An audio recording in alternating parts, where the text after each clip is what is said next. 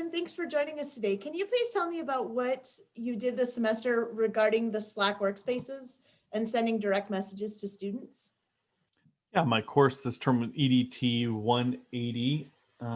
We had a Slack workspace for the course set up by UTO and created a few channels, including course announcements, in-class discussion, a few working groups for where people would share and peer edit and things like that. But one of the things that I did that I found was effective was periodically every 3 to 4 weeks, just checked in with students via direct message.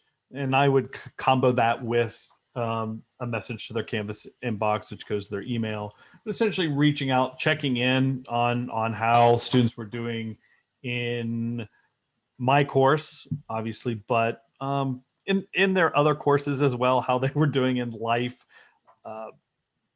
Clearly a stressful and unique time. Also, lots of opportunity for students, but just tried to check in, and then just sent kind of at each class buttressed slide decks with send me a direct message, and students would send direct messages during class too if they needed something, or if they were going to be late, or if they needed to miss class. So really tried to emphasize that as not necessarily instantaneous, but a more direct way to connect with students. Great. I think than I find email to be sometimes.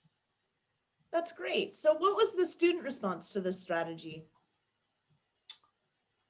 Largely pretty good. What I would not say is that every student gravitated toward it and it was a game changer, but what it really did help do was provide a pretty direct line of communication, and I think shorten the distance that I think sometimes email can take, or the formality maybe that email has. I think it just appeared as a message, and I'm pulling up my Slack workspace now and just looking through some of the messages, and heard everything from, yes, I'm struggling with the impacts of COVID-19, whether that was directly with them or family members and friends, or just the logistical challenge that created for students' lives. I have a student who started work at 4 a.m. as a baker and got home mid-morning just in time to kind of dig into schoolwork. And